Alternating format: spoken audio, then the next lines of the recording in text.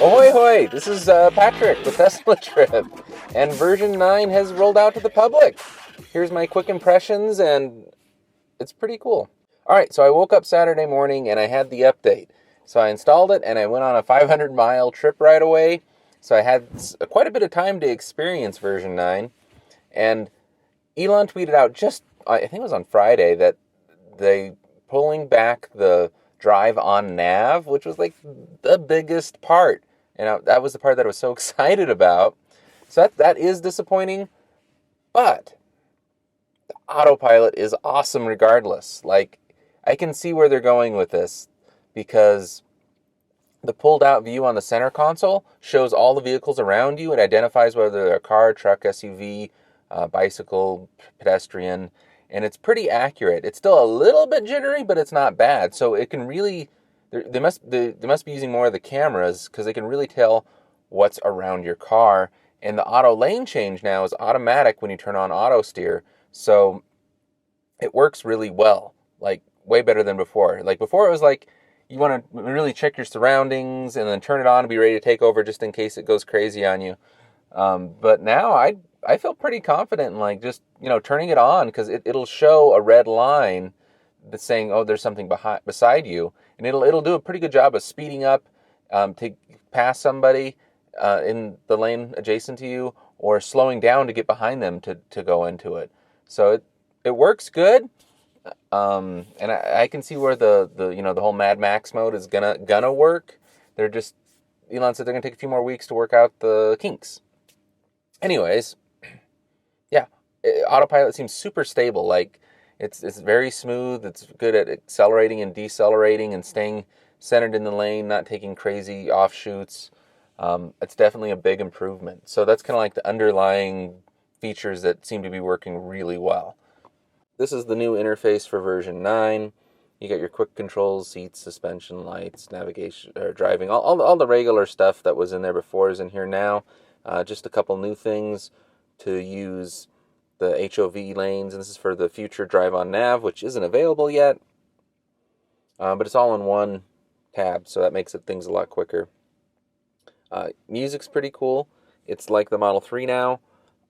This is the Model X, so that you can drag it up further to get more information, or you can minimize it so it's just on the bottom, so you can really see more of the nav, which is really handy. I like this. I like it actually better than having the split screen if you're using the navigation. Just more streamlined way of kind of getting to the directories and everything. Phone still looks like a smartphone here. You now have a tab for apps, and that's where you have your calendar, your energy, which wasn't available in the Model 3 before.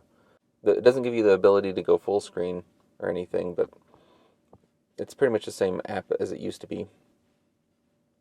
Web browser, it does give you the ability to go pretty much full screen, which it didn't let you do before. The web browser is pretty much able to go full screen. Camera, you can't permanently place it on the top. So if, like, you're towing and you want to have your music and your backup camera and you don't need your navigation, you can no longer do that. That's the only real disadvantage I see so far in the version 9 firmware.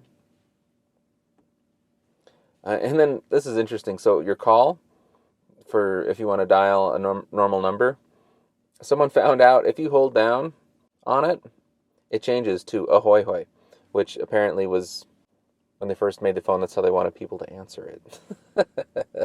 Hence the intro. And then, of course, all your charging. So this is a little bit different. This is a different way of getting to the charging as opposed to just clicking up here. So there's two ways of getting to the charging now.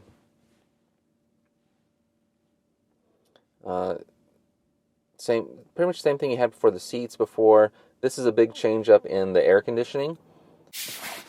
So one of the really cool things about version 9 is the new Easter egg for Atari games. This only works when the car is in park. And you've got a bunch of games to choose from, actually. You've got Asteroids,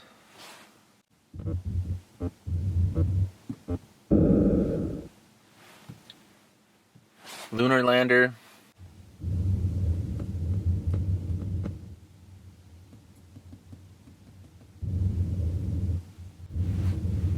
Missile Command,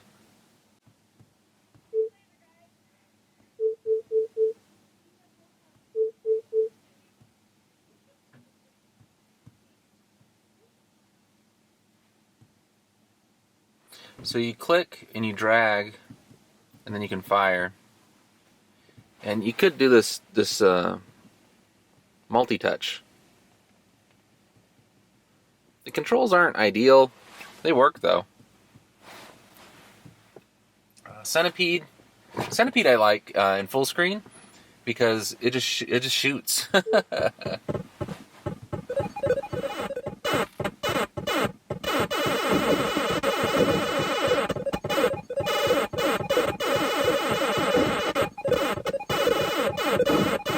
So that's my quick overview of the version 9 firmware.